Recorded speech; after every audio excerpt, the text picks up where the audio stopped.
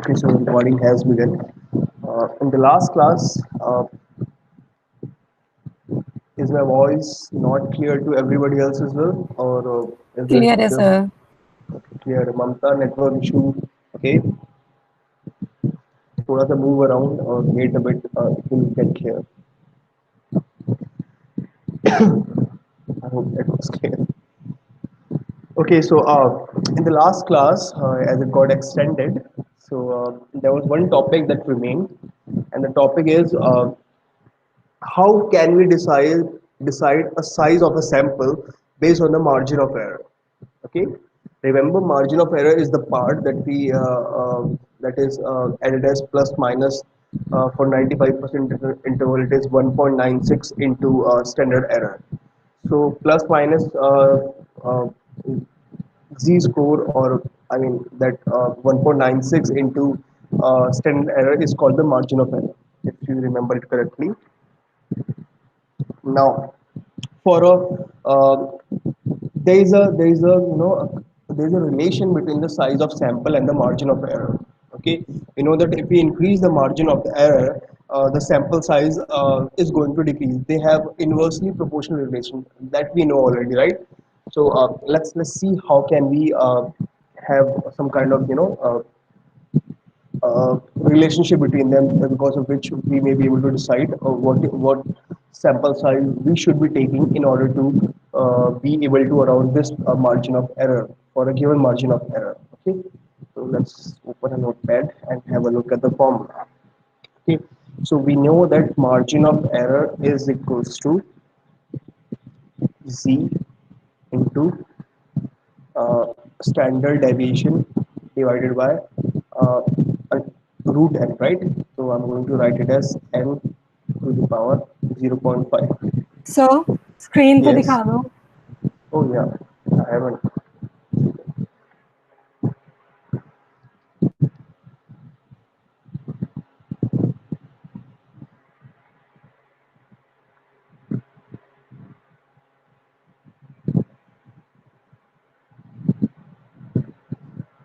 Okay, I hope the screen is visible now.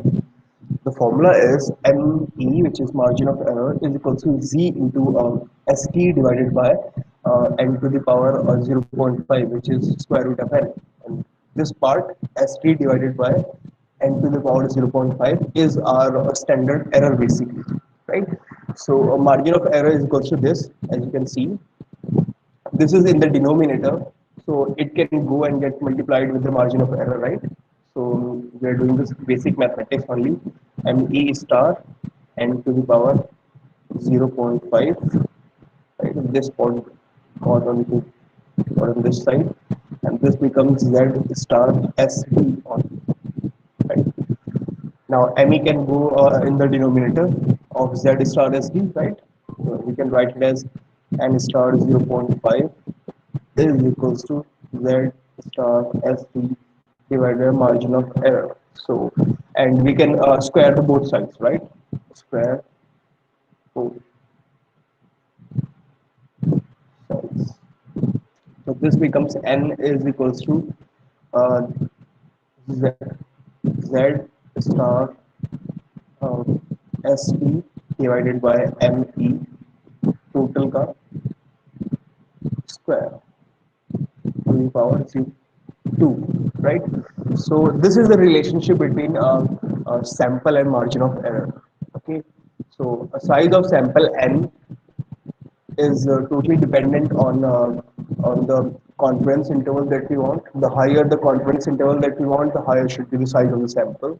Okay, uh, if we I mean standard deviation for a population will be given, and if it is not given, then we'll take the standard deviation of that particular sample which is in question as a standard deviation for population as a best guess for the standard deviation of population, and we are going to divide it by the margin of error that we want. Remember, margin of error is something that that is decided by us only.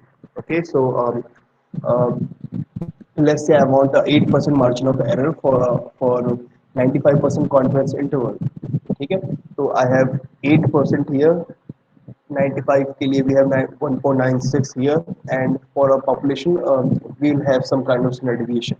So it totally depends on these three elements only, and uh, for a particular margin of error, n is inversely proportional, which means as the size of n increases, as the size of n increases, margin of error will decrease. ठीक है, तो जैसे जैसे sample size बढ़ेगा margin of error decrease करेगा for same confidence interval. Okay, तो जी को हम यहाँ पे कांस्टेंट रख सकते हैं, स्टैंडर्ड डेविएशन लगभग इसको भी कांस्टेंट एक बार को रख सकते हैं हम यहाँ पर। और हम सिर्फ एम ई और एन के बीच में देखें तो for a same confidence interval, ठीक है, आपका मार्जिन ऑफ एरर हम वेरी कर सकते हैं based on the size of sample. और ये हमने लास्ट टू लास्ट में ऑब्जर्व भी किया था when we coded these things. We saw that as the sample size was increased from 100 to 400, uh, the the uh, the Z curve, or the should I say the area under curve of the Z score, or in other words, the normal graph, which is a bell-shaped graph that we got, it got thinner and thinner. The width of it got thinner and thinner, right? So for 100, it had a wider range, and for 400, for a sample size of 400, it had a smaller range there, and for the higher values. So it got thinner, which means as the size of the sample increased, the margin decreased there. And this is the same thing we are saying here, that as the size of sample size increases, the margin of error will decrease always, because they have inversely proportional relation between them. ठीक है, so this is the relationship that we are talking about. So if we have to decide a size of the sample for any kind of sampling or testing, then this is how we decide it. Okay, so these are some of the things that we decide freehand, that what is the what sir, is the yes. जैसे हमने अभी इस equation से निकाला कि अगर N का size हम इंक्रीज करेंगे तो जो मार्जिन ऑफ एरर है वो डिक्रीज करेगा, लेकिन ऐसा तो Hmm. नहीं होगा ना कि जिस रेशो से हम एन का साइज इंक्रीज कर रहे हैं उसी सेम रेशो से वो डिक्रीज करेगा। uh, नहीं, देखो, इनके बीच में जो रिलेशन है ना, आप ध्यान से देखो, तो इसको मैं ऐसे लिख सकता हूँ,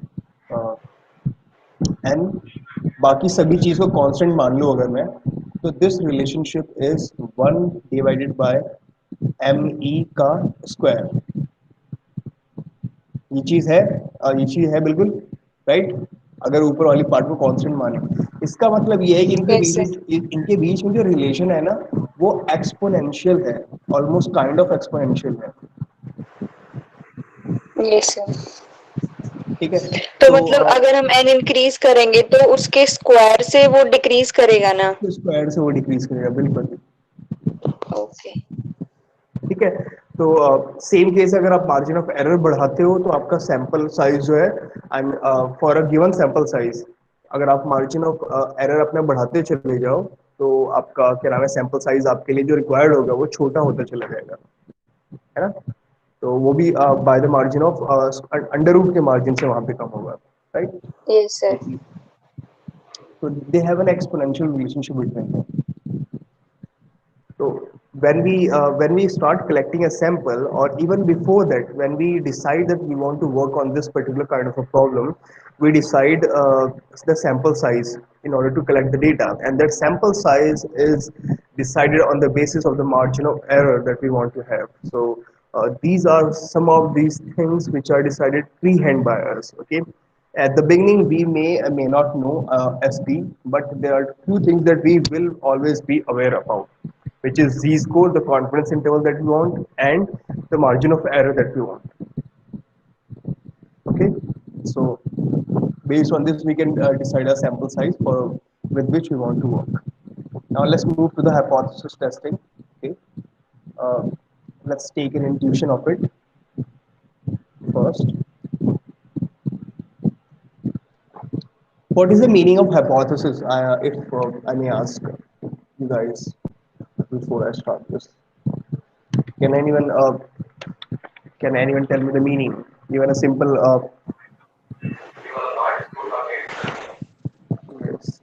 somebody was speaking. Even a simple uh, translation in Hindi could also work for us. Sir may be एक ऐसी स्टेटमेंट जिसको हम अज्यूम करके चलते हैं और उस पे जब हम टेस्ट लगाते हैं तो हमें रिजल्ट मिलता है कि जो हमने अज्यूम किया था वो हमारा मतलब सही था या गलत था, एक स्टेटमेंट को प्रिडिक्ट करना, Okay, kind मतलब of. उसको All प्रूव और डिसप्रूव करना।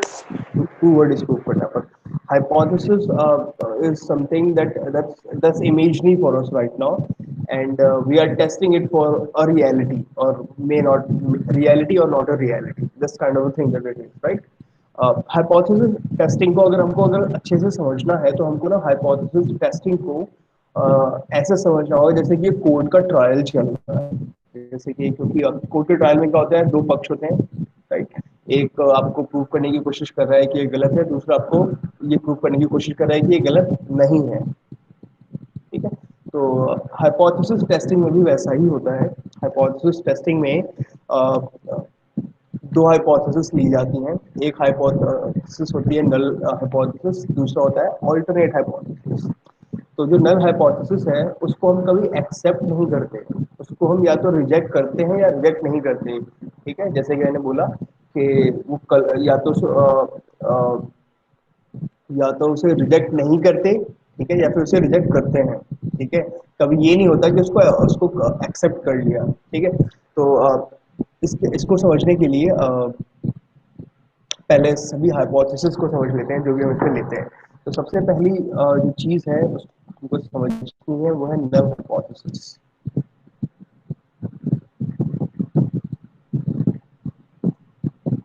ओके, तो नल हाइपोथेसिस क्या होता है? ये एक तरह का पर्सपेक्टिव है जो कि स्केप्टिकल हो सकता है और बेसिकली स्टेटस जो हमारा क्वेश्चन के अंदर होगा, ठीक है, जो स्टेटस को है उसको हमारा रिप्रेजेंट करता है नल हाइपोथेसिस, ठीक है। इसको हम स्केप्टिकल पर्सपेक्टिव भी बोल सकते हैं, राइट। यानी कि जो हम चाहते हैं कि डिस्प्रूव कर दें बेसिकली उसको हम इसमें रखते हैं, ठीक है। और आपके क्वेश्चन में जो भी पर्सपेक्टिव दिया होगा जिसको कि आप टेस्ट करना चाहते हो वो कभी भी नल हाइपोथेसिस के अंदर नहीं आता, ठीक है। अभी इस चीज़ का मतलब भी समझेंगे, ठीक है। और नल हाइपोथेसिस में which is represented by H not, okay. तो एच लिखा और नीचे उसके जीरो लिखेंगे, ठीक है। यहाँ पे I don't have that option but subscript में will have zero, H zero, छोटा सा जीरो नीचे, ठीक है। उसकी वैल्यू सेट करते हैं हम लोग, the value of H not, ठीक है, पैरामीटर। इसमें हम एक पैरामीटर ऑफ इंटरेस्ट लेते हैं, ठीक है, एच नॉट में पैरामीटर ऑफ इंटरेस्ट, और उसकी कुछ वैल्यू सेट करते हैं जिसको बोलते हैं हम लोग नल वैल्यू, ठीक है। तो हम लोग बेसिकली अभी तक मीन पे काम करते आए हैं तो हम लोग मीन के पर्सपेक्टिव से ही समझ लेते हैं इसको। तो बेसिकली होगा क्या कि हम हम एच नॉट लेंगे, ठीक है, this looks better, H not, ठीक है, H not, and we are going to take mu basically, right? So we are working with mean right now. We'll have a look at other few parameters as well in our other classes, in our next two classes, like final two classes for statistics. Okay. So we'll have mu and we'll have some value given to it, जिस value को हम क्या बोलते हैं, नल value, ठीक है। Second hypothesis जो होती है उसको बोलते हैं हम लोग ऑल्टरनेटिव हाइपोथेसिस, ठीक है। Alternative hypothesis represents an alternative under the consideration and is often represented by a range of possible parameter values, ठीक है। Hence, with hypothesis, I mean alternate hypothesis, we claim that the value of parameter is greater than or less than or not equal to for the null hypothesis. तो alternative hypothesis ये वो hypothesis है जो हमसे question में पूछा गया है। अगर हमसे क्वेश्चन में पूछा गया है कि पॉपुलेशन मीन के हिसाब से तो हमें मालूम पड़ा है कि अ, जो cats normally all over the country हमारा 16 घंटा एक दिन में सोते हैं, 14 घंटा एक दिन में सोते हैं, पर हमने एक सैंपल बनाया 400 कैट्स का, और हमने देखा, ऑब्जर्व किया कि कैट्स 16 घंटे सोते हैं। तो अब हमारे पास पूछा गया है सवाल में, आई मीन पूछा जाएगा आगे कि can you test if there is any kind of inference that we can make from this statement, from this sample. तो अब जो सैंपल का मीन जो यहाँ पे उठ के आया है, जो जिसके ऊपर हमने काम करना शुरू किया है, वो हमारा ऑल्टरनेटिव हाइपोथेसिस बनेगा। ठीक है, तो ये वो हाइपोथेसिस है जिसको कि हम चेक करना चाहते हैं कि क्या इसको एक्सेप्ट करना है, आई मीन क्या ये सही है या नहीं। ठीक है, इस चीज़ को टेस्ट करने के लिए। और ये नल हाइपोथेसिस से डिफरेंट होता है या ऑपोजिट होता है बेसिकली। तो अगर ऑल्टरनेट हाइपोथेसिस में हमें वैल्यूज लेनी है, ठीक है, it is represented with H1, one is an hypothesis, HA basically. ठीक है, A is an hypothesis, sorry subscript. Okay, तो HA में पैरामीटर ऑफ इंटरेस्ट जो होता है हमारा, दोनों में पैरामीटर ऑफ इंटरेस्ट पॉपुलेशन वाला ही होता है, याद रखना। ठीक है, पॉपुलेशन वाला। ठीक है, जो हम पॉपुलेशन के लिए टेस्ट करना चाहते हैं। ठीक है,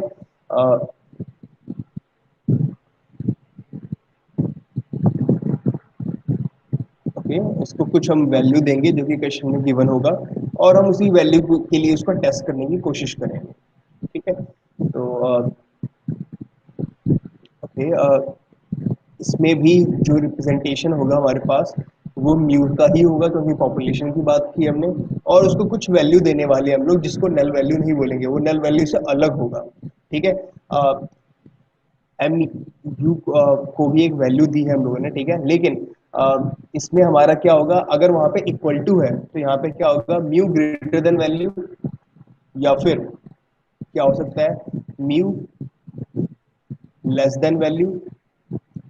और अगर हमारा ओपन टेस्टिंग है, बोथ साइडेड वाला, टू साइडेड पे अगर मुझे टेस्ट करना है, तो मैं क्या लूंगा, M you is not equals to the value, the null value. ठीक है, तो value M you is greater than, ठीक है, ग्रेटर देन, इसको यहाँ पे मुझे नल लिखना चाहिए, नल वैल्यू। ठीक है, और M you is less than null value, और M you is not equals to null value. तो ये तीन तरह की कंडीशंस होती हैं, या फिर तीन तरह की वैल्यूज होती हैं जो कि हम सेट करते हैं ऑल्टरनेटिव हाइपोथेसिस के लिए। ठीक है, अभी हम इस चीज़ को एग्जांपल के साथ देखेंगे तो it will get more clear. Okay, तो हमने जो नल हाइपोथेसिस है, उसमें हमने म्यू की वैल्यू कुछ नल वैल्यू के बराबर रखी है, और नल वैल्यू आपको क्वेश्चन में गिवन होगा। और ऑल्टरनेटिव हाइपोथेसिस में हम क्या बोलते हैं कि जो वैल्यू हमने नल हाइपोथेसिस में टेस्ट की है, उससे अलग होगा कुछ। अगर हम बोलते हैं कि ग्रेटर देन होगा, तो हम इसका इस्तेमाल करने वाले हैं हाईलाइटेड ब्लू। अगर हम लेस देन बोलते हैं, तो it will be less than null value. और अगर हम ये कहते हैं कि हमारी जो वैल्यू ऑल्टरनेटिव ऑल्टरनेटिव हाइपोथेसिस में होगी, वो अलग होगी as compare to null hypothesis. अलग होने का मतलब क्या है, it can be greater than, it can be lower than, okay, smaller than, right. So on if we have such a question कि it is asking for if there is any kind of difference, then it means it's an open-ended part, and hence mu will be not equal to null value. Hence we'll have to test for both the sides, for greater than as well as for the lower than. Okay, so always remember this point, that hypothesis testing is always about parameter, population parameters. Okay, and it is never about the sample statistics. So in both the hypothesis, the null and the alternative, the the parameter of interest will always be the population parameter. Okay, it will never be a sample statistic there. ठीक है, तो एक question ले लेते हैं, question से इस चीज़ को और भी बेटर समझना और भी आसान हो जाएगा। तो I want you guys to write down the questions, okay. और आज मैं आप लोगों को एक या दो क्वेश्चन सॉल्व करने के लिए भी देने वाला हूँ, जो कि आपको अभी के अभी सॉल्व करना होगा, आई मीन मैं दूंगा उसके साथ में ही सॉल्व करना होगा, राइट। तो हम राइटिंग अ क्वेश्चन हियर, ठीक है, और उस क्वेश्चन के थ्रू हम हाइपोथेसिस टेस्टिंग को समझने की कोशिश करेंगे। एंड इसमें जो फर्दर टॉपिक्स हैं वो भी इसी के थ्रू समझेंगे। एंड एट द लास्ट हम देखेंगे कि स्टेप बाय स्टेप के हाइपोथेसिस के सारे स्टेप्स क्या है, ठीक है। And then I am going to give you the question जिसको कि आप step by step further solve करोगे, ठीक है। तो let's take an example question here.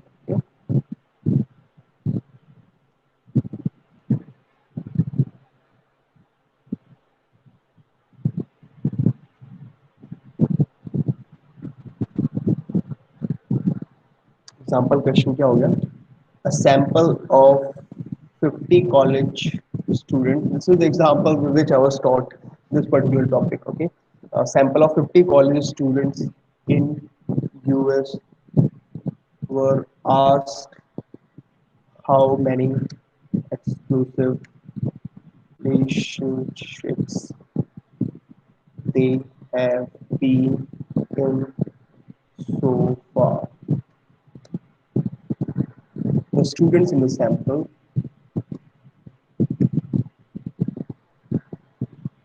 had an average of 3.2 and a standard deviation of 1.74. In addition, the sample distribution was only slightly skewed to the right. Estimate the true average member actually number of exclusive relationship based on this sample using a 95% confidence interval, ठीक है। तो हमसे बोला गया है कि हमारे पास के एक सैंपल कलेक्ट किया गया था 50 स्टूडेंट्स का यूएस में, and they were asked how many exclusive relations they had so far. तो सैंपल के अकॉर्डिंग जो मीन निकल के आया वो है 3.2 और स्टैंडर्ड डेविएशन जो निकल के आया है वो है 1.74, ठीक है। एंड ये एक सिंपल स्ट्रेट फॉरवर्ड क्वेश्चन दिया है और अभी हम देखते हैं कि जो क्विक एंड डर्टी रूल जो होता है किसी भी चीज को टेस्ट करने का पहले हम उसको देख लेते हैं इससे पहले कि हम हाइपोथेसिस टेस्टिंग के अंदर डायरेक्टली चले जाएं। तो हमने देखा यहाँ पे कि हमारे पास एक्स बार की जो वैल्यू है वो गिवन है 3.2 और सैंपल साइज गिवन है हमें n is equals to 50 and we have standard deviation 1.74, जिससे हम स्टैंडर्ड एरर कैलकुलेट कर सकते हैं which will be 1.74 divided by 50 का square root, right, and that will be 0.246 according to my calculation and 95% confidence interval की अगर मैं बात करता हूँ कॉन्फिडेंस इंटरवल, ठीक है। अगर मुझे क्विकली देखना हो कि ये जो डेटा है ये किस तरफ मूव कर रहा है तो मैं क्या करता हूँ, मैं आपको वो बता रहा हूँ, ठीक है। 95% confidence interval can be calculated as X bar plus minus z into standard error, right? That's the formula. That's what the formula is. So x bar is 3.2 plus minus z score for 95% is 1.96 into standard error is 0.246. So that becomes 3.2 plus minus uh, 0.48. 0.48. So our interval becomes CI, ठीक है, becomes uh, 2.72 to 3.68. So we can see that uh, the mean for the population that we're trying to predict can vary between 2.72 to 3.68, and it includes 3.2, right? So it gives us some idea about the thing that we're trying to do. However, we do not get a complete idea about whether or not to reject this reject the numbers that we have got from this sample, or right, I mean, hypothesis testing is about either rejecting or not rejecting, right? So this gives us some idea about the interval. However, uh, this does not tell us whether we should accept it or remove it, right? तो अब इस question में थोड़ा सा और addition कर देते हैं जिसके थ्रू हम हाइपोथेसिस टेस्टिंग अप्लाई कर पाए, ठीक है? तो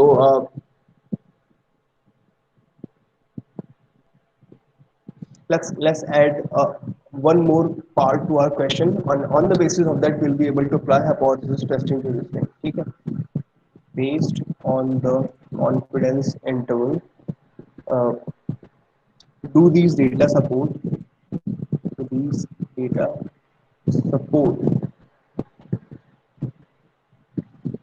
the hypothesis that college student on average on average have been in more than three exclusive relationships. Okay, so as soon as this thing gets added for us, तो हमारे लिए क्या हो गया, हमारे लिए चीजें चेंज हो गई. अब हमारे लिए क्या बन गया, ये पार्ट जो था वो मेरा म्यू बन गया. This number becomes my mu. ठीक है, as soon as sir, this. हाँ हाँ बोलो.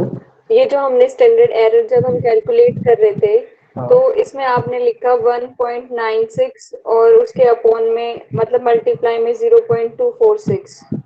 यस. तो जो आपने 0.246 लिखा है, वो स्टैंडर्ड एरर आई है या 50 का अंडर रूट है वो? ये स्टैंडर्ड एरर है. ये देखो, ये यहाँ पे कैलकुलेट किया ना हमने. Standard error is equals to 1.74 divided by 50 का अंडर रूट, राइट? ओके. मैं इसको ऐसे भी लिख सकता था यहाँ पे, standard division divided by under root N, पर जस्ट फॉर सिंप्लिसिटी मैंने स्टैंडर्ड एरर पहले ही कैलकुलेट कर लिया, राइट? जिससे थोड़ा ज़्यादा क्लियर चीज़ें दिखाई देंगी. ओके, ये सब ठीक है. ठीक है. तो अब हमारे डेटा के बेसिस में अब हम क्या करने की कोशिश करते हैं. Let's try to get our hypothesis first. Okay, let's get straight with the hypothesis. Okay, और हाइपोथेसिस. अब क्वेश्चन के बेसिस पे हम अपना हाइपोथेसिस फॉर्म करने वाले हैं, ठीक है? सबसे पहले हमारा नल हाइपोथेसिस आएगा, राइट? नल हाइपोथेसिस क्या कहता है? नल हाइपोथेसिस कैसे डिसाइड होगा हमारा? नल हाइपोथेसिस हमें क्वेश्चन में बोलता है कि अगर आप ध्यान से क्वेश्चन पढ़ोगे तो बोलता है कि based on the CI, do this data support the hypothesis that college student on average have been in more than 3 exclusive relationship. तो जो हम चीज टेस्ट करना चाहते हैं वो क्या है? मोर देन 3 एक्सक्लूसिव. ठीक है? तो नल हाइपोथेसिस हमारा हमेशा एग्जैक्ट ऑपोजिट होना चाहिए उसका. तो मोर देन 3 बोला है उसने, तो हम क्या बोलेंगे कि नहीं भाई, जो म्यू होता है हमारा, ठीक है, जो पॉपुलेशन का है हमारा, क्या हमारा म्यू, ठीक है, वो हमारा 3 होगा. ठीक है? तो mu becomes my population parameter of interest and 3 becomes my null value for it. ठीक है?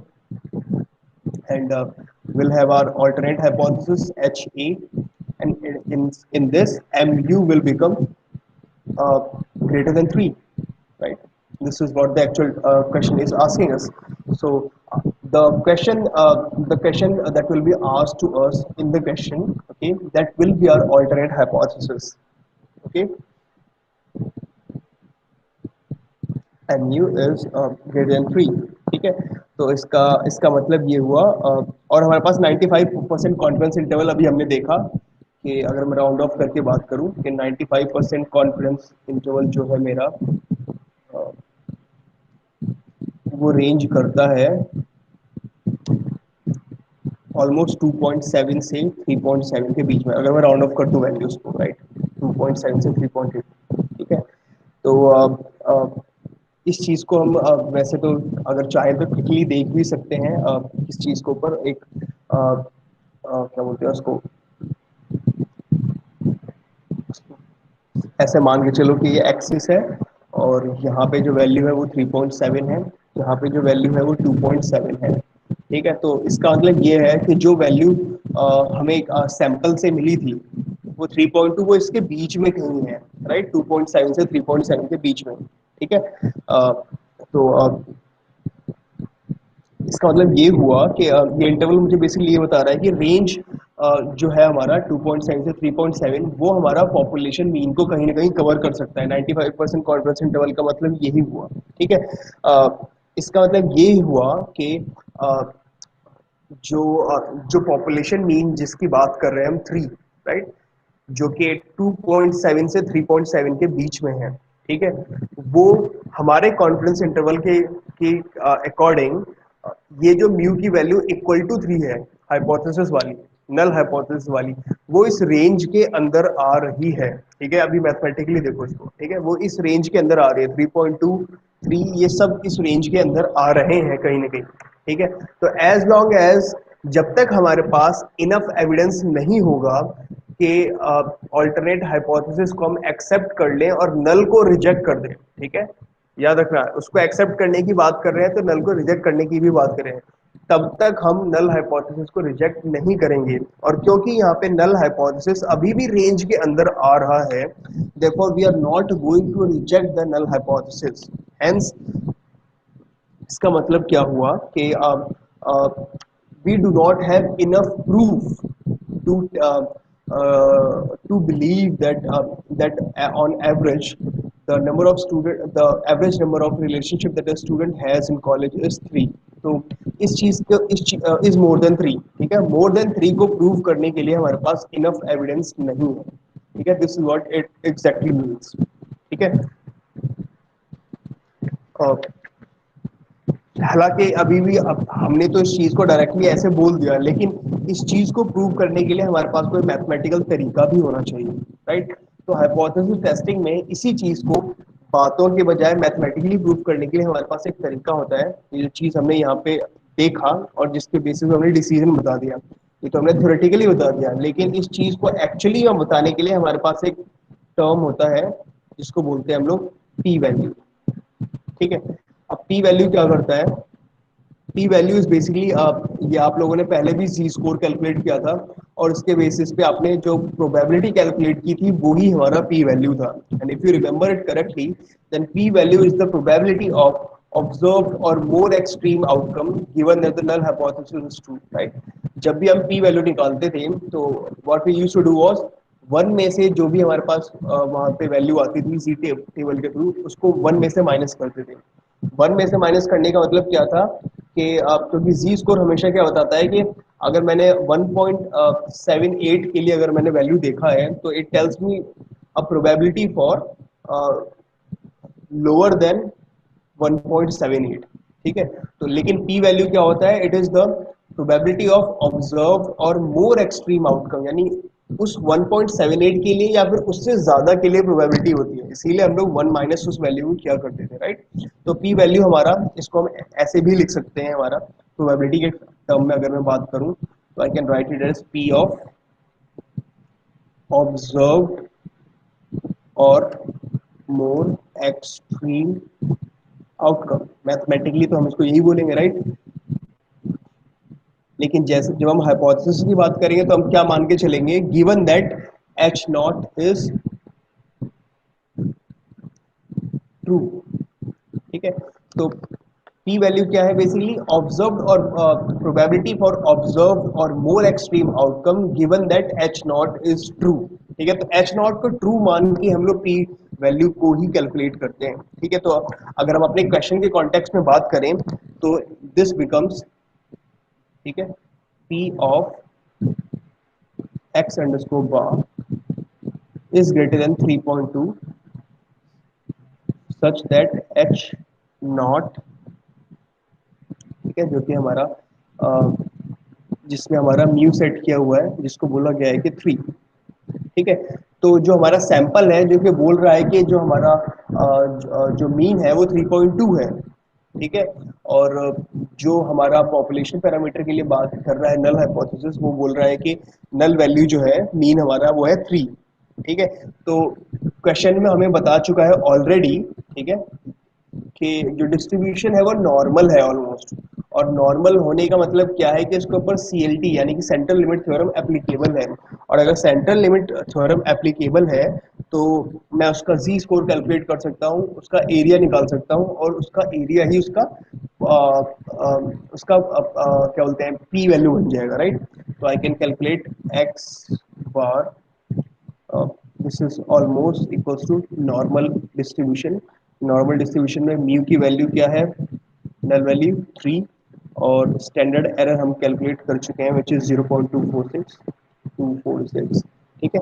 On the basis of this Z score which is Z is equals to जो ऑब्जर्व वैल्यू है विच इज 3.2, ठीक है, sample में जो हमें देखने को मिली, minus population parameter null value वाला पैरामीटर, ठीक है, 3.2 माइनस 3, ठीक है, और उसको डिवाइड करेंगे किससे, स्टैंडर्ड एरर से, डिवाइडेड बाय स्टैंडर्ड एरर 0.246, ठीक है। तो याद रखना यहाँ पे जो वैल्यू है वो है ऑब्जर्व वैल्यू, अगर आपको कंफ्यूजन होता हो, माइनस नल वैल्यू। सर ऊपर आपने 0.256 लिखा हुआ है, 246 आएगा ना? ओके ठीक है, 256 हो जाएगा, ठीक है। ओ मैंने 246 लिख दिया है, 246 ऊपर होगा actually, mistake there, not here. Okay, divided by 0.246, sorry not standard error, ठीक है। This is the formula here that I have applied. तो इसके बेसिस पे हमारे पास जो z आया है, ठीक है, वो है 0.81। अब अगर मैं स्टैंड इसको देखने की कोशिश करूं z टेबल के अंदर,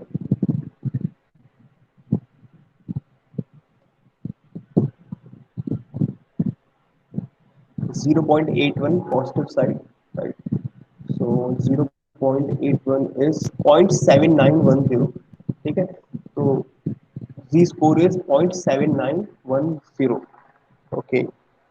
और आप मैंने उसको 1 में से माइनस किया और मेरे पास Z स्कोर निकल के आया, sorry 0.81। Now this is not Z score actually, this becomes a p value for me as soon as I get this percentage 0.81, ठीक है, 0.81, ठीक है। तो जी स्कोर, अगर इस जी स्कोर के लिए मुझे अपना पी वैल्यू लिखना है, ठीक है, तो मैं इसको कुछ ऐसा, उसका मीनिंग क्या होगा एक बार देख लो। पी का मतलब है जी ग्रेटर देन, ठीक है, 0.81, ठीक है, जी की वैल्यू जो है 0.81, तो पी वैल्यू का मतलब क्या हुआ, P for greater than 0.81 is equals to one, 1 minus, क्या वैल्यू आई थी मेरे पास, 7910, 0.7910, ठीक है। For this particular Z score, जो प्रोबेबिलिटी हमने टेबल से स्कोर करके निकाला है, वो मेरा पी वैल्यू हो जाएगा for that particular Z score greater than, ठीक है, ग्रेटर देन इक्वल टू भी लिख सकते थे यहाँ पे, ठीक है। तो ये हो गया मेरे पास ऑलमोस्ट 0 पॉइंट कितना हो जाएगा ये, 0.209, right, 209। So 0.209 is my p value which basically corresponds to, अगर मैं इसके परसेंटेज में बात करूं तो 20.9%, ठीक है। और जब भी हम हाइपोथेसिस टेस्टिंग की बात करते हैं तो हम साथ में लेके चलते हैं एक पर्टिकुलर परसेंटेज, ठीक है। जैसे कि हम बोलते हैं कि 5% ही लेके चल रहा है हमें, ठीक है, जैसे जो हमारा एरर का जो मार्जिन है, ठीक है। तो अगर मैं ज़्यादातर जो क्वेश्चन आप फेस करोगे लाइफ में, वहाँ पे 5% मार्जिन ही लेके चलते हैं। तो अगर आपकी पी वैल्यू 5% से ऊपर आ रही है, ठीक है, लेट्स से कि हमारा जो अल्फा है, एल पी एच ए, या वो पैरामीटर जिसके बेसिस पे हम एक्सेप्ट या रिजेक्ट करते हैं, ये अल्फा वो पैरामीटर है, ठीक है। तो अगर मेरा P value greater than alpha है, तो मैं अपना जो हाइपोथेसिस है, नल हाइपोथेसिस, उसको रिजेक्ट करने के लिए मेरे पास इनफ एविडेंस नहीं है, ठीक है। This is what it means P value, ठीक है। पी वैल्यू क्या आया था, 20.9% है, और मैंने पहले भी बोला था कि मेरे पास इतना इनफ क्या बोलते हैं उसको, एविडेंस नहीं है कि मैं नल हाइपोथेसिस को रिजेक्ट कर सकूं, and this is clearly visible with the P value. P value जो आपकी आई है वो 20.9% है, और अल्फा जो हम नॉर्मली लेके चलते हैं क्वेश्चन में वो होता है 5%। और 5% से ज़्यादा आपकी पी वैल्यू आने का मतलब है कि नल हाइपोथेसिस को आप रिजेक्ट नहीं करोगे, ठीक है। नल हाइपोथेसिस को आप कभी एक्सेप्ट नहीं करते हो, या तो आप उसको रिजेक्ट करते हो या फिर आप उसको रिजेक्ट नहीं करते हो, ठीक है। नथिंग इज एक्सेप्टेड है, ठीक है। तो क्योंकि अल्फा की जो वैल्यू है 5%, उससे ज़्यादा मेरा पी वैल्यू आया है, therefore we sir, are yes जैसे आप बोल रहे हो कि या तो नल वैल्यू को रिजेक्ट करते हैं या रिजेक्ट नहीं करते हैं, तो रिजेक्ट नहीं करना मतलब एक सेंस में तो हम उसको एक्सेप्ट ही कर रहे हैं ना। मैथमेटिकली हम उसको एक्सेप्ट करना और रिजेक्ट करने का मीनिंग दोनों का अलग होता है, हो जाता है। देखो, किसी चीज़ को रिजेक्ट करने का मतलब ये नहीं है कि वो एक्सेप्ट कर लिया तुमने। फॉर एग्जांपल, लेट्स से कि तुमने ये नहीं कहा कि ये वाली चीज़ मुझे पसंद नहीं है।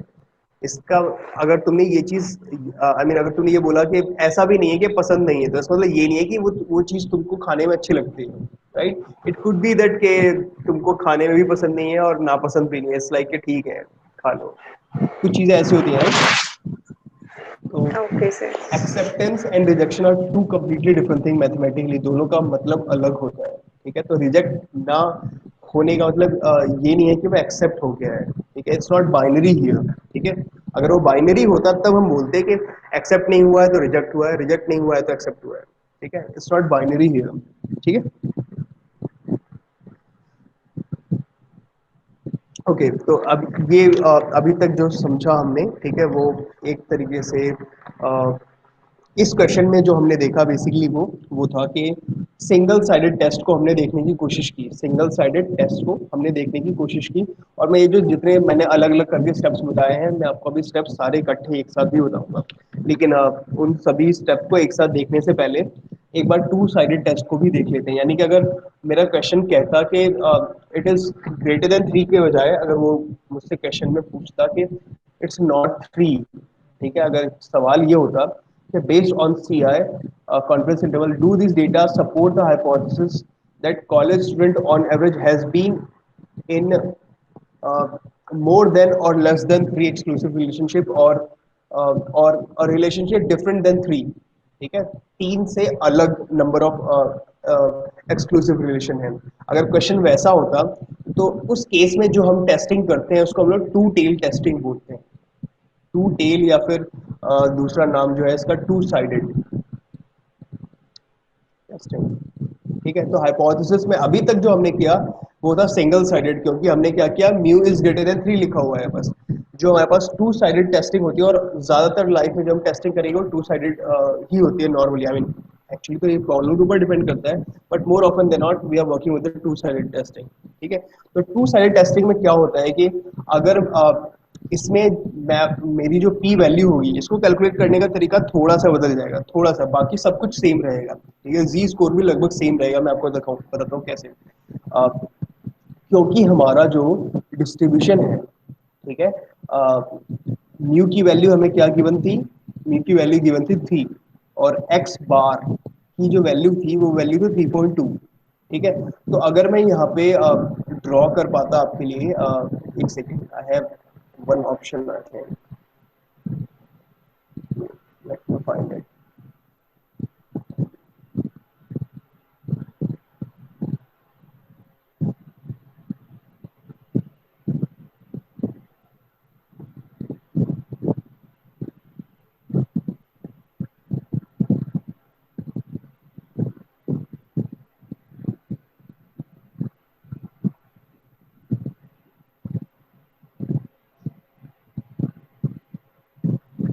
ओके, या वी हैव इट हियर, ठीक है।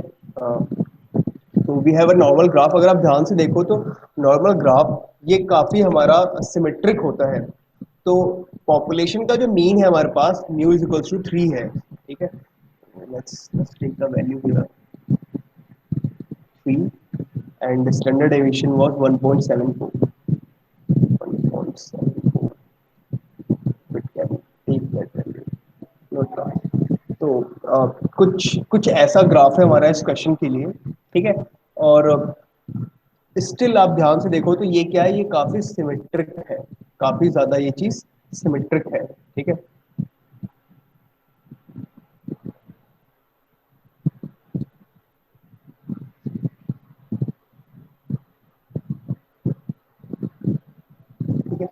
तो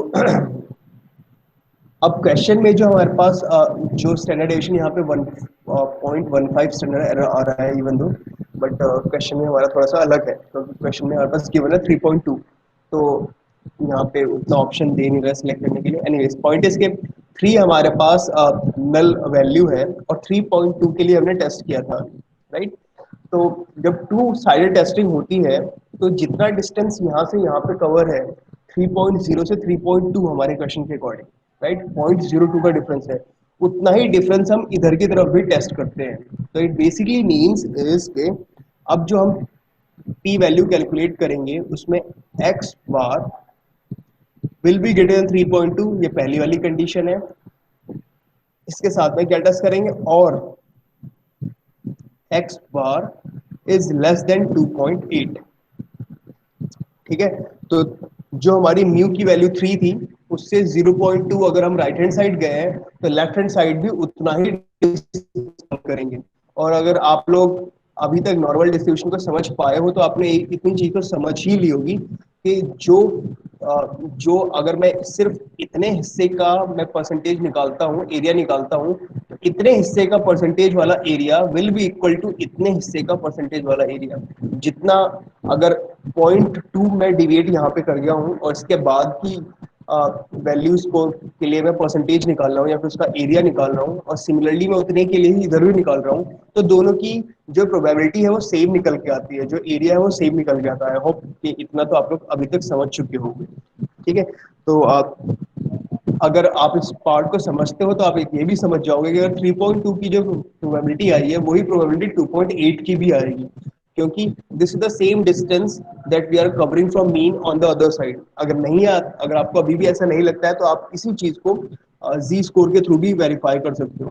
तो जी वैल्यू आप इसमें दो बार कैलकुलेट करोगे, पहली बार 3.2 माइनस 3 और divided by standard error which was 0.246, ठीक है।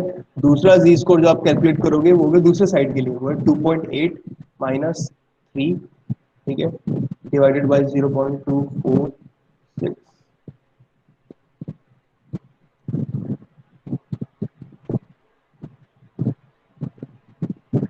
ओके। तो यहाँ पे जो मेरे पास वैल्यू निकल के आएगी वो होगी 0.81, यहाँ पे जो वैल्यू निकल के आएगी वो होगी -0.81, राइट। तो अगर आप इसको टेबल में जाके ढूंढोगे तो आपको सेम प्रोबेबिलिटी दोनों तरफ निकल के आएगी कि p value will be for this one the p value will be, ठीक है, 0.209, same similarly for this thing है, ठीक है। तो इसके लिए भी आपकी जो p वैल्यू दोनों के लिए सेपरेट सेपरेट p वैल्यू जो निकल के आएगी वो होगी 0.209। तो मेरे पास जो फाइनल p वैल्यू निकल के आएगी इस क्वेश्चन के लिए, ठीक है, फॉर दिस थिंग, ठीक है, वो दोनों का समेशन होगा which will be equals to 0.209 plus 0.209 which is basically 418।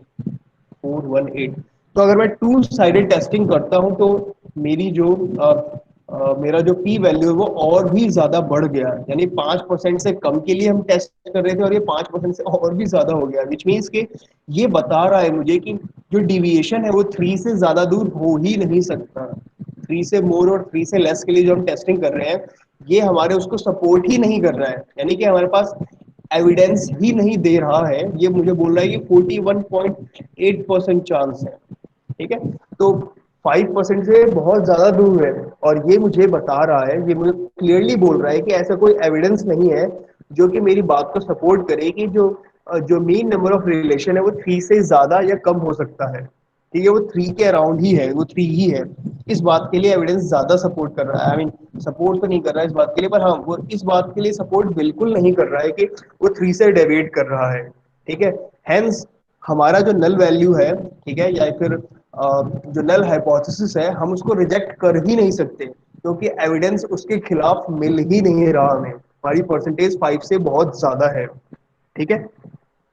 तो टू साइडेड टेस्ट अगर हम करते हैं तो उसका तरीका ये होगा, दिस इज बिल्कुल वही है, बस उसमें एक हिस्सा जुड़ गया है, वो लोअर वाले पार्ट के लिए। तो अपर और लोअर दो पार्ट हो जाते हैं जब भी हम टू साइडेड टेस्टिंग करते हैं। ठीक है, तो अब एक बार हाइपोथेसिस टेस्टिंग को स्टेप बाय स्टेप एक साथ देख लेते हैं। ये हर एक स्टेप में हमने किया गया है, एक स्टेप हमने पर्टिकुलरली यहाँ पे मिस कर दिया है, बट वो आपको मैं स्टेप्स में बताता हूँ और उस चीज़ को हम अ, काम करते हुए ध्यान देंगे। उसको मैंने बोला है पर मैंने एक्सप्रेसिवली आपको बताया नहीं। ठीक है, स्टेप्स फॉर हाइपोथेसिस टेस्टिंग। ठीक है, पहला स्टेप क्या है कि हम सेट करते हैं अपने हाइपोथेसिस को, सेट द हाइपोथेसिस। ठीक है, इसमें हम क्या सेट करते हैं, सबसे पहले हम सेट करते हैं एच नॉट को। ठीक है, जिसमें हम न्यू लेते हैं which is a population parameter और उसको एक नल वैल्यू देते हैं। ठीक है, दूसरा लेते हैं हम लोग एच ऑल्टरनेट। ठीक है, इसमें भी हम न्यू की वैल्यू या तो ग्रेटर देन, ठीक है, नल वैल्यू लेते हैं, और mu could be less than null value, और अगर टू साइडेड टेस्ट है तो mu would be not equals to null value. इन तीनों में से कोई एक कंडीशन होगी हमारे पास। ठीक है, ये हमारा स्टेप वन हो गया। स्टेप टू जो हो गया, स्टेप टू के अंदर हम क्या करते हैं, स्टेप टू के अंदर अपना पॉइंट एस्टिमेट लेते हैं जो कि हमें सैंपल का गिवन होगा। कैलकुलेट और फाइंड द पॉइंट एस्टिमेट। ठीक है, पॉइंट एस्टिमेट हमारा हमेशा सैंपल वाला होता है, याद है अगर आपको याद होगी तो। ठीक है, तो हम क्या करेंगे, यहाँ पे एक्स बार का अपना पता लगाएंगे। एक्स बार हमारा क्या है, ठीक है, क्योंकि हम मीन की स्पेसिफिकली बात करें इसलिए मैंने एक्स बार बोला है यहाँ पे, या फिर म्यू लिया है यहाँ पे। ठीक है, क्योंकि हम मीन के रिस्पेक्टिव में समझने की कोशिश कर रहे हैं अभी। ठीक है, स्टेप नंबर 3 हो जाएगा। उसके बाद हमारा कंडीशंस को चेक करना।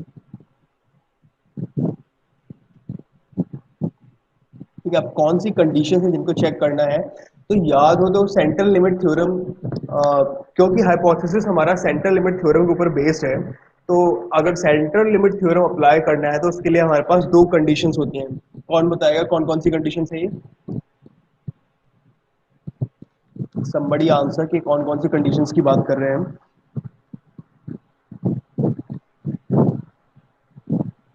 किसी को भी याद है? सर वो ये चीज़ मैटर नहीं करती कि डिस्ट्रीब्यूशन, ओरिजिनल पॉपुलेशन का डिस्ट्रीब्यूशन क्या है। हम आस्किंग द कंडीशन, आप मुझे डेफिनेशन बता रहे हो एक तरीके से। दो बोलना कंडीशंस एक होती बार। हैं। इंडिपेंडेंस और गुड गुड, एक तो सही है, independence, sample size of skewedness of skewness. Population data. Good, तो वी हैव टू कंडीशंस और वही दो कंडीशन हमें यहाँ पे भी चेक करनी होती है। तो अगर मुझे इंडिपेंडेंस चेक करना है तो उसको इंश्योर करने के लिए क्या इंश्योर करना पड़ता है कि sampling was done randomly. Randomly क्यों? क्योंकि फिर सभी के पास इक्वल प्रोबेबिलिटी होती है और इंडिपेंडेंस इंश्योर हो जाता है रैंडमली। और if sampling was done without replacement, जब विदाउट रिप्लेसमेंट करते हैं तो इंडिपेंडेंस हमारा खतरे में आ जाता है। तो हम क्या करते हैं, then sample size and should B,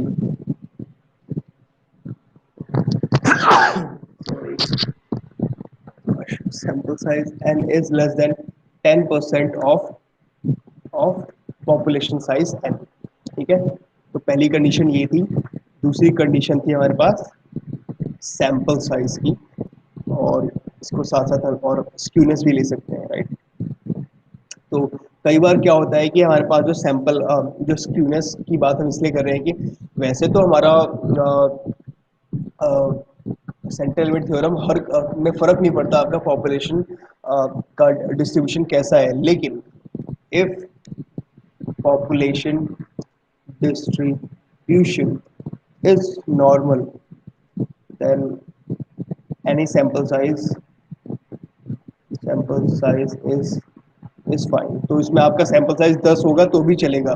however if the population distribution is skewed or unknown, skewed है या फिर unknown है, then sample size should be as high as possible and हम लोग मान के चलते हैं कि n should be greater than 30 in that case। ठीक है, हम ग्रेटर देन 30 रखने की कोशिश करें।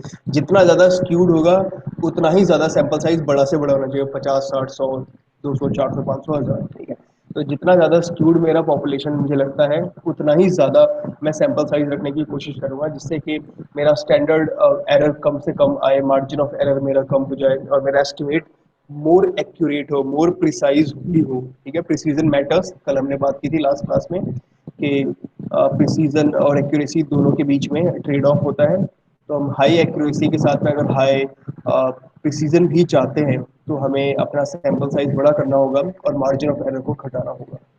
ठीक है, तो मार्जिन ऑफ एरर घटाने के लिए सैंपल साइज बड़ा करना ज़रूरी है, स्पेशली जब आपका पॉपुलेशन डिस्ट्रीब्यूशन जो है वो स्क्यूड हो। ठीक है, तो तीसरी चीज में हम हमेशा हमेशा चेक करेंगे कि क्या इन दोनों कंडीशंस को मेरा क्वेश्चन सेटिस्फाई कर रहा है या नहीं। और याद करो तो अगर हमने क्वेश्चन में हमें क्लियरली बता दिया गया था कि जो डिस्ट्रीब्यूशन है वो ऑलमोस्ट नॉर्मल है, hence we were able to apply CLT और सैंपल साइज, क्योंकि उसने एक्सक्लूसिवली नहीं बोला था कि उसने एक्चुअली क्लियरली बोल दिया था उसने कि जो उसका सैंपल था वो रैंडम था और random sample was taken, which means कि इंडिपेंडेंस भी वहाँ पे इंश्योर हो गया था। तो दोनों ही चीज़ें वहाँ पे इंश्योर हो गई थी हमारे क्वेश्चन में, इसीलिए हमने जी स्कोर निकाला और बाकी कैलकुलेशंस किए। अगर ये दोनों चीज़ें में से एक भी इंश्योर नहीं होती तो हम आगे नहीं बढ़ेंगे और अपना क्वेश्चन वहीं पे क्लोज कर देंगे, क्योंकि उसके ऊपर सीएलटी थ्योरम नहीं अप्लाई कर सकते। ठीक है, उसके बाद उसके कुछ और तरीके होते हैं पर हम उनको आगे देखेंगे। ठीक है, तो ये था हमारा step number 3, checking the conditions. उसका आता है स्टेप नंबर 4। स्टेप नंबर 4 में हम हमेशा अपना सैम्पलिंग डिस्ट्रीब्यूशन ड्रॉ करेंगे। ठीक है, अगर आप चाहते हो कि हाइपोथेसिस टेस्टिंग में आपसे कभी भी मिस्टेक ना हो तो ये 4th स्टेप को आप कभी मिस नहीं करोगे कि ड्रॉ द सैम्पलिंग डिस्ट्रीब्यूशन। ठीक है, शेड द पी वैल्यू। ठीक है, और उसके साथ साथ कैलकुलेट द टेस्ट स्टैटिस्टिक्स।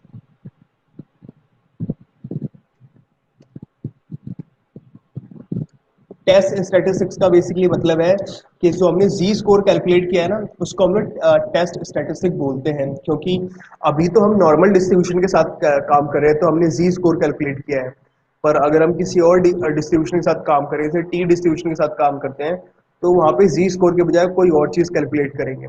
तो वो जो जी स्कोर वाला पार्ट है जो हमने वहाँ पे कैलकुलेट किया है उसको हम बोलते हैं टेस्ट स्टैटिस्टिक। ठीक है, तो हम क्या करेंगे, अपना टेस्ट स्टैटिस्टिक कैलकुलेट करेंगे, सैम्पलिंग डिस्ट्रीब्यूशन जो भी हमारा हमें लगता है हमारे क्वेश्चन के हिसाब से। जैसे अभी हमने यहाँ पे देखा था, अभी मैं आपको यहाँ पे बना के दिखा नहीं पा रहा हूँ, बट मैं जो आपको नोट्स भेजूंगा उसमें वो प्रॉपरली बना हुआ होगा। तो यहाँ पे 3 है, यहाँ पे 2.8, यहाँ पे 3.3।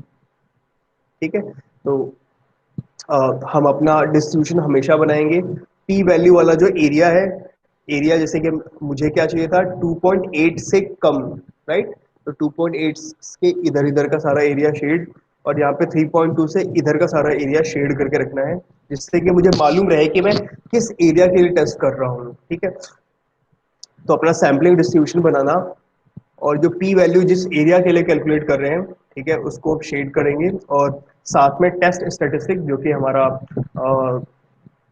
सी स्कोर के निकालने के बाद आएगा। सी स्कोर को जब हम टेबल में देखेंगे तो वहाँ से कुछ प्रोबेबिलिटी की वैल्यू निकल के आएगी, दैट्स आर पी वैल्यू, हम उसको कैलकुलेट करेंगे। और जब हमारे पास पी वैल्यू की वैल्यू आ जाएगी तो उसके बाद हम क्या करेंगे, 5th स्टेप है make a decision on the basis of calculations done. जो भी हमने कैलकुलेशन किया उसके बेसिस पे हम डिसीजन लेंगे, और डिसीजन कैसे लेंगे, if if P value is less than alpha. ठीक है, alpha is are variable here, जो कि 5% हमने रखा हुआ है फिलहाल के लिए। अगर आपको क्वेश्चन में वो 10% बोलता है तो आप 10% भी ले सकते हो, पर हम अभी के लिए बेसिक लेके चलेंगे 5%। ठीक है, अल्फा, और यहाँ पे मैंने इसको लिख दिया है 5% फिलहाल के लिए, पर जरूरी नहीं कि हमेशा 5% हो। तो if P value is less than alpha, then this means that I have enough evidence to reject the null hypothesis अगर 5% से कम होगा, ठीक है. तो what I'll do is reject null hypothesis, and it means data provides enough sample for alternate hypothesis. However, if p value is greater than alpha, अगर greater than हो जाता है जो कि फिर से 5% ही है, ठीक है, तो do not reject H not, ठीक है. It means the data does not provide convincing evidence for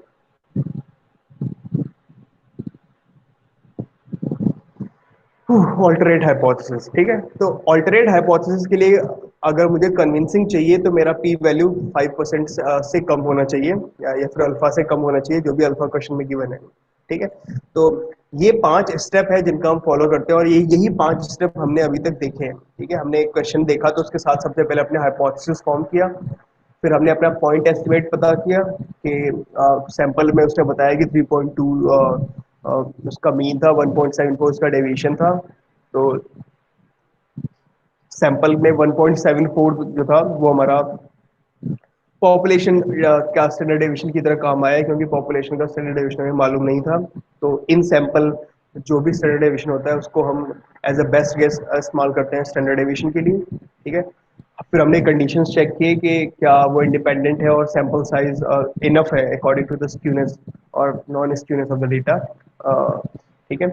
और उसके बाद फिर हमने अपना जी स्कोर कैलकुलेट किया which is our test statistic, ठीक है. और जी स्कोर के बेसिस पे फिर हमने अपना पी वैल्यू कैलकुलेट किया using the Z score table. Z score table से पी वैल्यू मिलने के बाद पी वैल्यू की अगर हमारा 5% से कम था तो हमने रिजेक्ट कर दिया एच नॉट को, और हमने बोला कि एच नॉट जो हमारा है वो हमारे फेवर, उसके फेवर में कोई मतलब इनफ उसके हमारे पास एच ए ऑल्टरनेट हाइपोथेसिस जो है उसके फेवर में हमारे पास इनफ एविडेंस है, ठीक है. अगर हमारे पास P value greater than alpha आ जाता है which is greater than 5% for this question, ठीक है, तो हम एच नॉट को रिजेक्ट नहीं करेंगे और बोलेंगे कि data does not provide enough evidence for alternate hypothesis H ए.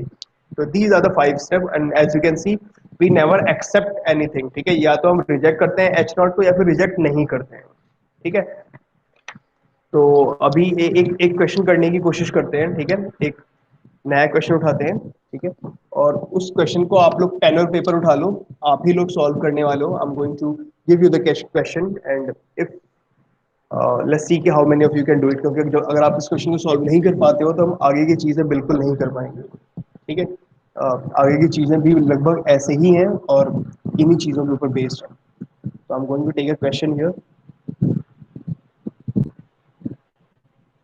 ये स्टेप्स आप सभी ने नोट कर लिए होंगे, I hope all the 5 steps, ठीक है. I'm going to put them in perspective soon. Okay. Now the question that we are going to do here is researchers investigating character characteristics of gifted children collected data from schools in a large city on a random sample of 36 children.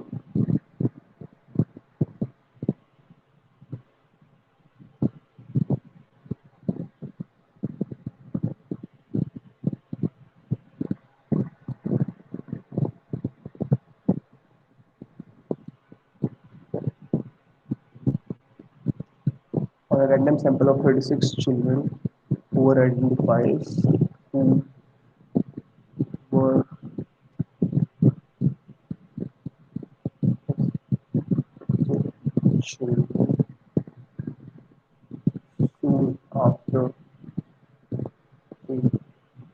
reach the stage of 4. In this study, along with variables on the children, the researchers also collected data on their mother's IQ scores. The histogram shows the distribution of these data and also provides some statistics for the sample. ठीक है, तो I'm not able to I won't be able to show you the histogram right now. But histogram दिखाने का इसमें सिर्फ इतना meaning था कि ये आपको ये बता रहे हैं कि आपका जो डिस्ट्रीब्यूशन है वो नॉर्मल है. I am going to show you a picture दो मीनवाइल. ठीक है, बट आपको जो जो आप लोगों को स्टैटिस्टिक्स गिवन है सैंपल के लिए वो आपको बता देता हूँ मैं. n इज इक्वल टू 36, जो मिनिमम वैल्यू आई है 101. ठीक है, जो मीन आया है वो आया है 118.2. ठीक है, मीन बेसिकली मीन्स यहाँ पे एक्स बार की बात कर रहे हैं हम लोग. ठीक है, एक्स बार. ठीक है, चलो ये आपको खुद आइडेंटिफाई करके ज़्यादा बेटर है. ठीक है, तो स्टैंडर्ड डेविएशन जो मिला है वो आया है 6.5 और मैक्स वैल्यू जो आई है वो आया है 131. ठीक है, तो these are the statistics which are given. ठीक है, अब मैं चाहता हूँ कि perform hypothesis test to evaluate if these data provide convincing evidence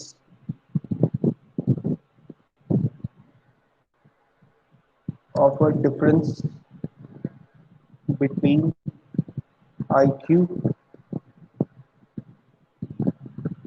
the average IQ score of mothers of gifted children and the average IQ of the population in general at large, which is 100. ठीक है, तो this is the complete question for you guys. अब आप लोगों को question पूरा complete given है. I am going to give you send you guys a picture as well that you can see on the WhatsApp. Okay, that picture is all about the histogram that the question mentions. The only reason that they are showing a histogram here is because they want to show that the distribution is normal. So वो मैं आपको theoretically बता चुका हूँ, so there is no other use of it. Every other statistic is given. So I want you to start with the step one, write your own hypothesis, and then move on to find the uh, point estimates, then check the conditions, and then calculate the test statistic, and make your find your p-values and sampling distribution. And in the fifth step, I want you to make the decision whether or not to accept or reject this hypothesis. Null sir hypothesis. CI भी निकालना पड़ेगा क्या? No, there is no need of calculating CI here. CI मैंने आपको बताया था quick and dirty वे है, पर उससे हमें चीज़ें मालूम नहीं पड़ती, इसीलिए हम हाइपोथेसिस टेस्टिंग के अंदर आते हैं और p वैल्यू और z स्कोर ये सब चीज़ें कैलकुलेट करते हैं. जो मैंने ऊपर स्टेप्स बताया 5 बस वही करने हैं. ठीक है, so I'm sending you guys the picture of the histogram.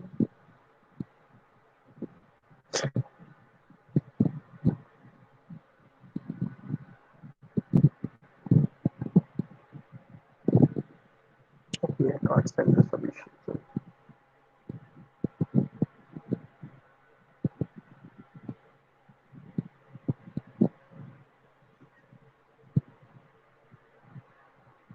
okay, WhatsApp has automatically deleted the recording picture.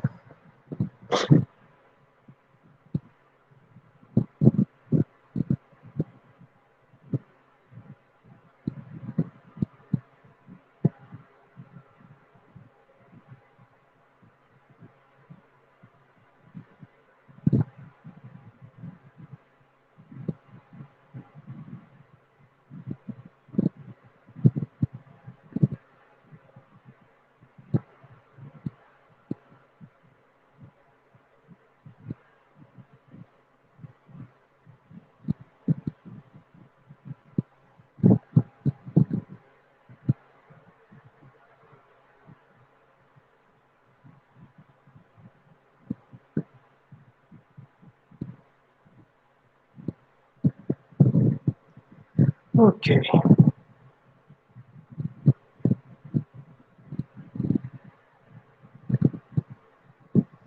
Okay, I guess you guys have the questions, and now you guys can answer. Send me your solutions as soon as you can. Okay.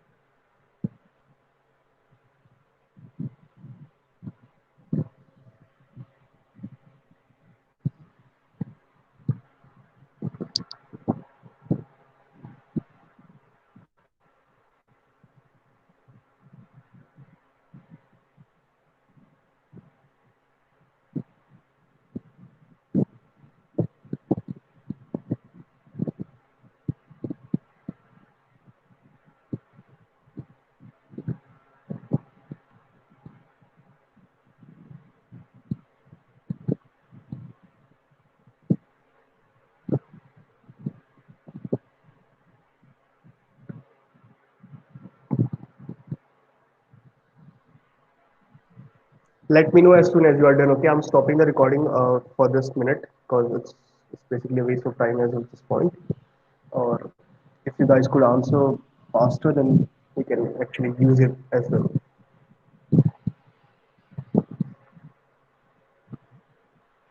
Just give ourselves 2 minutes and see if we reach a solution.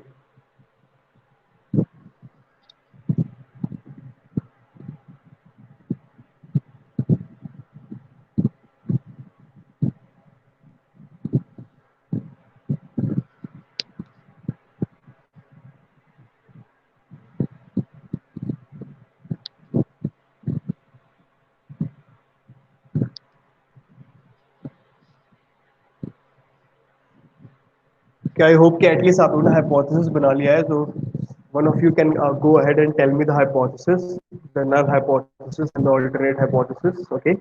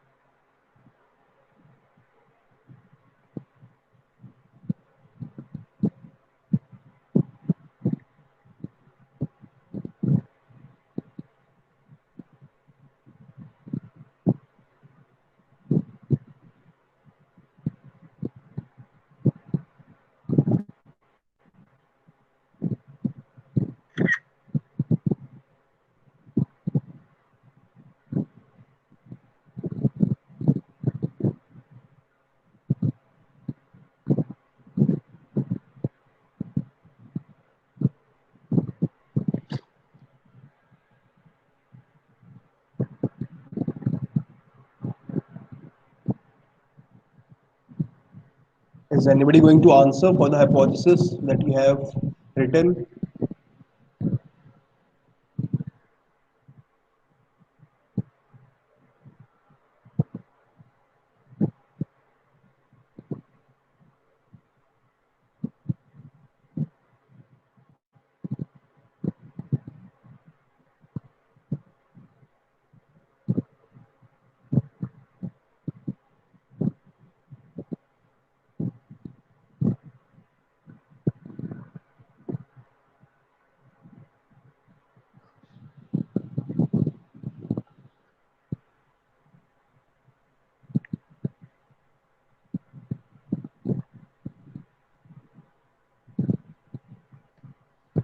Okay, so I'm going to stop the recording here and we're going to start it again after you guys are done with the question.